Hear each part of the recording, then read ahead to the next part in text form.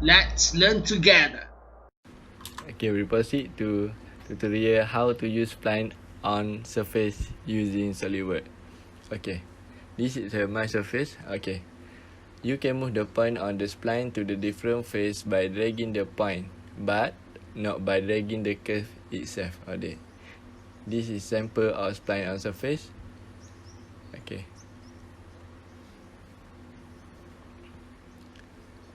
Also, you can use spline handle to edit the curve. Okay, for example,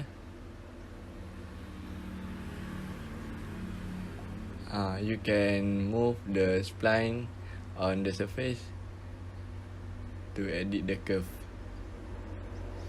For example, this spline on the surface use at the part and the more design. That's all for my tutorial about the spline on the surface.